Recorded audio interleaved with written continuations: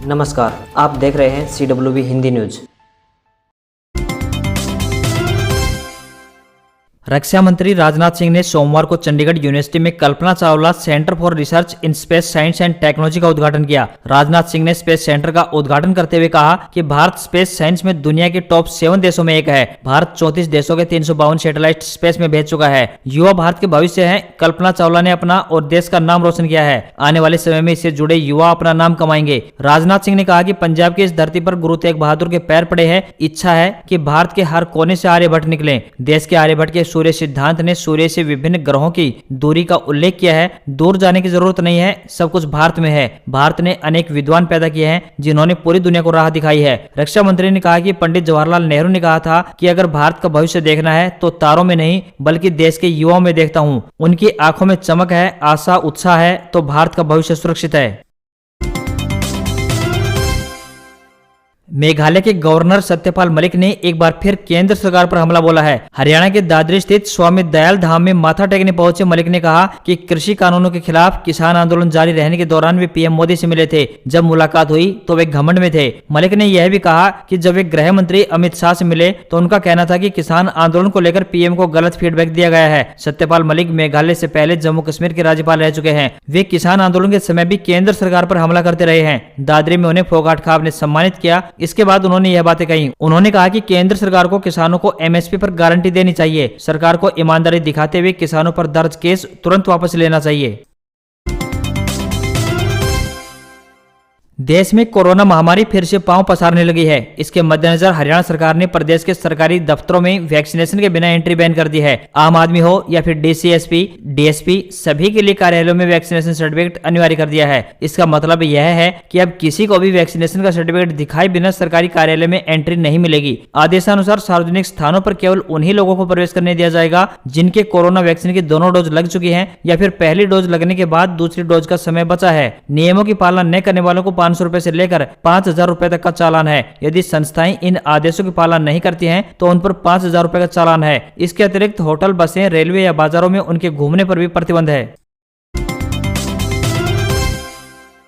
हरियाणा के स्वास्थ्य मंत्री अनिल विज ने कहा है कि निश्चित तौर पर कोरोना की तीसरी लहर दस्तक दे रही है, लेकिन डरने की आवश्यकता नहीं है। सजग रहें, कोरोना से बचाव के नियमों का पालन करें। विज ने हरियाणा में 15 से 18 आयु वर्ग के किशोरों को कोरोना वैक्सीन लगाने के कार्यक्रम की शुरुआत अंबाला छावनी के SD कॉलेज में करने पहुंचे थे। हरियाणा में अब तक पहली डोज 98% लोगों को और 71% दूसरी डोज लगाई जा चुकी है। इस अवसर पर VC के माध्यम से प्रदेश भर के CMO इस कार्यक्रम में शामिल हुए। स्वास्थ्य मंत्री अनिल विज ने कहा कि हमारे प्रधानमंत्री नरेंद्र मोदी के कुशल मार्गदर्शन में विश्व का सबसे बड़ा वैक्सीनेशन अभियान भारत में सफलतापूर्वक चलाया जा रहा है। अब तक देश के 84.80 करोड़ लोगों को कोरोना की पहली डोज लग चुकी है। लगभग 61 करोड़ लोगों को दूसरी डोज लगाई जा चुकी है। अनिल विज ने कहा कि वे अपने स्वास्थ्य विभाग के सभी डॉक्टर्स, नर्स, पैरामेडिकल स्टाफ, आशा वर्कर व अन्य सभी स्टाफ को सैल्यूट करते हैं जिन्होंने कोरोना के खिलाफ इस युद्ध में अपना महत्वपूर्ण योगदान दिया है। हालांकि ऐसा करते हुए कुछ लोगों को अपनी जान भी गंवानी पड़ी। स्वास्थ्य विभाग के 28 लोग अपने दायित्व को निभाते हुए अपनी कुर्बानी दे चुके हैं। हरियाणा में युवाओं को बड़ा झटका। HPSC ने रद्द की 526 पदों की भर्ती। हरियाणा पब्लिक सर्विस कमीशन ने हरियाणा में कृषि एवं किसान कल्याण विभाग एडवर्टाइजमेंट नंबर 4/2021 एंड 5/2021 पदों की भर्ती को वापस ले लिया है। इन पदों के लिए जिन उम्मीदवारों ने आवेदन किया था वे आधिकारिक वेबसाइट पर जाकर नोटिस देख सकते हैं। हरियाणा में कृषि एवं किसान कल्याण विभाग में कृषि विकास अधिकारी के पद पर भर्ती के लिए नोटिफिकेशन जारी किया गया था। जारी नोटिफिकेशन के अनुसार कुल 526 पदों पर भर्तियां की जानी थी। हरियाणा की तहसीलों में भ्रष्टाचार के कई मामले सामने आते रहे हैं। सरकार अब सख्ती बरतने जा रही है। तहसीलों को हाईटेक किया जाएगा। ऑनलाइन सिस्टम शुरू करने के बाद अब रेवेन्यू डिपार्टमेंट डैशबोर्ड शुरू करेगा। जल्द ही इस काम को पूरा कर लिया जाएगा। यह एक ऐसा प्लेटफॉर्म होगा जिससे न केवल रेवेन्यू अधिकारियों को जवाबदेही तय होगी बल्कि स्थानीय अधिकारियों व आम लोगों से लेकर सीधे मुख्यमंत्री तक मॉनिटरिंग कर सकेंगे। खास बात यह होगी कि डैशबोर्ड तहसील, उप तहसील से लेकर FCR दफ्तर व CMO यानी मुख्यमंत्री कार्यालय में डिस्प्ले होगा। तहसीलों व उप तहसीलों में भ्रष्टाचार से जुड़ी शिकायतें आने के बाद सरकार की ओर से एक कदम उठाया जा रहा है। बताना जरूरी है कि राजस्व एवं आपदा प्रबंधन मंत्री का कामकाज इस समय डिप्टी CM दुष्यंत चौटाला देख रहे हैं। योजना के तहत उनको भी इससे अवगत कराया गया है। Haryana corona update. हरियाणा में कोरोना के 793 केस, पहले दिन 54,979 किशोरों को लगी वैक्सीन। हरियाणा में एक बार फिर से कोविड संक्रमित मरीजों की संख्या में आ रहे लगातार उछाल ने लोगों की चिंता बढ़ा दी है। पड़ोसी राज्य पंजाब भी संक्रमण के मामले में पीछे नहीं है, लेकिन हरियाणा में पहले ही नाइट कर्फ्यू और सार्वजनिक स्थानों पर बिना डबल वैक्सीनेशन के एंट्री बंद कर दी है। सोमवार को पूरे राज्य में 793 केस सामने आए हैं, जिसमें 8 नए मामले ओमिक्रॉन के शामिल हैं। इस तरह के नए मामलों ने लोगों की चिंता बढ़ा दी है। सोमवार के आंकड़ों पर गौर करें तो गुरुग्राम सबसे ऊपर दिखाई दे रहा है। 460 नए संक्रमित यहां मरीज मिले हैं। दूसरे स्थान पर फरीदाबाद है, जहां पर 110 कोविड मरीज पाए गए हैं। जहां जहां मरीजों की संख्या उछाल दे रही है, वहां ज्यादा सख्ती के मूड में सूबे की मनोहर लाल सरकार और प्रदेश के सेहत एवं गृह मंत्री अनिल विज दिखाई दे रहे हैं। खास बात यह है कि सीएम और सेहत मंत्री दोनों ही हालात पर नजर बनाए हुए हैं। सोमवार को प्रदेश में कोरोना के 793 और ओमिक्रॉन के 8 नए केस मिले हैं। कोरोना का डबल अटैक, ओमिक्रॉन के 53 और डेल्टा के 550 संक्रमित मिले। नए वेरिएंट के मरीजों में राजस्थान देश में तीसरे नंबर पर। राजस्थान में कोरोना डबल अटैक कर रहा है। राज्य में ओमिक्रॉन व डेल्टा के नए केस बढ़ते जा रहे हैं। पिछले 24 घंटे में डेल्टा के 550 व ओमिक्रॉन के 53 नए मरीज मिले हैं। ओमिक्रॉन के नए मरीज जयपुर, प्रतापगढ़ समेत 6 जिलों में पाए गए हैं। राज्य में अब तक इस नए वेरिएंट से संक्रमितों की संख्या 121 से बढ़कर 174 पहुंच गई है। ओमिक्रॉन वेरिएंट के 53 नए मरीजों में सबसे ज्यादा 43 मरीज जयपुर में मिले हैं। इसके अलावा प्रतापगढ़ में 4, अजमेर, उदयपुर में 2-2 और भरतपुर, भीलवाड़ा में 1-1 मरीज मिला है। राज्य में अब तक 10 जिलों में ओमिक्रॉन के केस मिल चुके हैं, लेकिन सोमवार को भरतपुर इस लिस्ट में जुड़कर 11वां जिला बन गया है।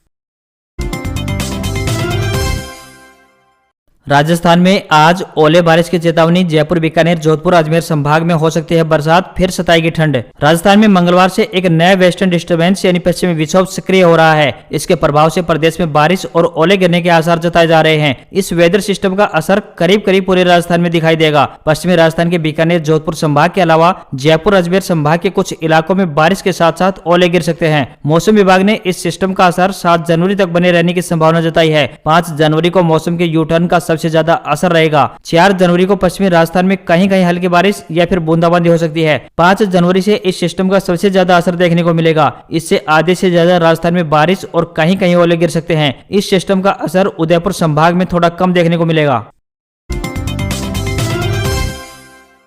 जिन घोषणाओं को पंजाब कांग्रेस के प्रधान नवजोत सिद्धू लॉलीपॉप बताते रहे हैं, अब खुद भी वैसा ही करने लगे हैं। भदौड़ रैली में सिद्धू ने महिलाओं पर दांव खेला। उन्होंने कहा कि कांग्रेस सरकार बनने पर हर गृहिणी को 2,000 रुपए महीना मिलेंगे। इसके अलावा उन्हें साल में 8 गैस सिलेंडर भी मुफ्त दिए जाएंगे। हर 1.25 महीने बाद उन्हें मुफ्त गैस सिलेंडर मिलेगा। इसके अलावा महिलाओं के नाम पर प्रॉपर्टी की रजिस्ट्री पूरी तरह से मुफ्त होगी। सिद्धू ने कहा कि हर गाँव में महिला कमांडो बटालियन बनेगी, जो वहाँ की लड़कियों की सुरक्षा करेगी। इससे पहले आम आदमी पार्टी यानी आप ने सरकार बनने पर हर महिला को 1,000 रुपए देने की घोषणा की थी। सिद्धू इसे लॉलीपॉप और भीख बताकर कहते रहे कि आप झूठ बोल रहे हैं। इससे पहले नवजोत सिंह सिद्धू ने आपके संयोजक अरविंद केजरीवाल को कहा था कि पंजाब की महिलाओं को भिखारी न समझो, जो उन्हें आप 1,000 रुपए दोगे। सिद्धू ने कहा था कि केजरीवाल यह पैसा कहां से लाएंगे। माफिया खत्म करने के बावजूद भी महिलाओं को देने के लिए करोड़ों रुपए नहीं मिलेंगे। हालांकि अब सिद्धू भी उसी लाइन पर आ गए हैं।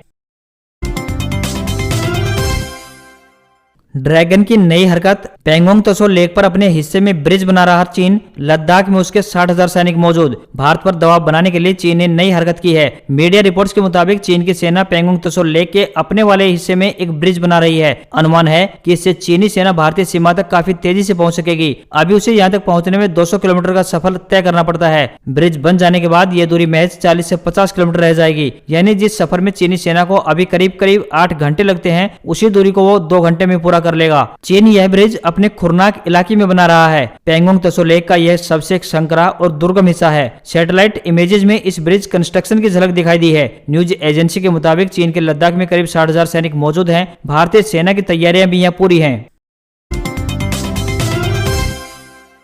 कोरोना का असर, कंपनियों ने फिर शुरू किया वर्क फ्रॉम होम। अप्रैल के बाद ऑफिस चालू होने की उम्मीद। कोरोना की तीसरी लहर का असर कॉर्पोरेट जगत में साफ दिखना शुरू हो गया है। कंपनियां धीरे धीरे वर्क फ्रॉम होम को फिर से लागू करने में जुट गई हैं। इनका मानना है कि अब अप्रैल के बाद से ही ऑफिस के बारे में सोचा जा सकता है। पिछले हफ्ते फार्मा कंपनी सिप्ला ने सभी कर्मचारियों को घर से काम करने के लिए कह दिया। उसके बाद दिसंबर के अंतिम हफ्ते में ICICI प्रूडेंशियल म्यूचुअल फंड ने भी इसी तरह का आदेश जारी किया था। कंपनी ने कहा था कि जब तक अगला आदेश नहीं आता, तब तक वर्क फ्रॉम होम ही लागू लागू रहेगा। Mahindra and Mahindra mutual fund ने हफ्ते में 3 दिन ऑफिस और 3 दिन घर से काम करने का नियम लागू किया है। उधर RPG group, Dabur India, Marico, Flipkart, Parle और मेक माई ट्रिप जैसी कंपनियों ने भी हाई अलर्ट घोषित कर दिया है। इन सभी कंपनियों ने अगले 2 से 3 महीने तक वर्क फ्रॉम होम को लागू किया है। इस साल व्हाट्सएप में मिलेंगे नए फीचर्स। एंड्रॉइड से आईफोन पर चैट ट्रांसफर होगी। एडमिन किसी भी मैसेज को डिलीट कर पाएंगे। व्हाट्सएप में इस साल कई नए फीचर देखने को मिलेंगे। इनमें मैसेंजर को इस्तेमाल करने का एक्सपीरियंस पूरी तरह से बदल जाएगा। नए फीचर्स ज्यादातर यूजर यूटिलिटी से जुड़े होंगे। व्हाट्सएप जिन फीचर्स को इस साल लॉन्च करने वाला है उनकी टेस्टिंग काफी लंबे समय से चल रही है। इस साल व्हाट्सएप एंड्रॉइड यूजर्स को iOS पर चैट ट्रांसफर करने का फीचर मिलेगा। यूजर्स अपनी चैट हिस्ट्री को अपने आईफोन से एंड्रॉइड डिवाइस में ट्रांसफर कर सकते हैं। व्हाट्सएप पर एडमिन जल्द ही ग्रुप चैट में भेजे गए किसी भी मैसेज को हटा सकेंगे। इस साल मिलने वाले नए फीचर्स में व्हाट्सएप कम्युनिटी एक बड़ा फीचर होगा। यह फीचर यूजर्स को अलग अलग व्हाट्सएप ग्रुप को एक कम्युनिटी में एक साथ जोड़ने की अनुमति देगा। रिपोर्ट के मुताबिक व्हाट्सएप आपको एक कम्युनिटी में 10 समूहों को एक साथ जोड़ने देगा। शेयर बाजार में साल के पहले कारोबारी दिन में अच्छी खासी तेजी दिखाई दी। बॉम्बे स्टॉक एक्सचेंज यानी बीएसई का सेंसेक्स 929 पॉइंट्स बढ़कर यानी 59,183 पर बंद हुआ। वहीं नेशनल स्टॉक एक्सचेंज के निफ्टी में 271 अंक की बढ़त दिखाई दी और वह 17,625 पर रहा। इससे पहले शुक्रवार को यानी साल के अंतिम दिन भी बाजार बढ़त के साथ बंद हुआ था। निफ्टी के बढ़त वाले स्टॉक में टाटा मोटर्स, कोल इंडिया, मारुति और आइसर के साथ साथ अन्य शेयर भी रहे, जबकि गिरावट में सिप्ला, डॉक्टर रेड्डी और महिंद्रा एंड महिंद्रा गिरावट के साथ बंद हुए।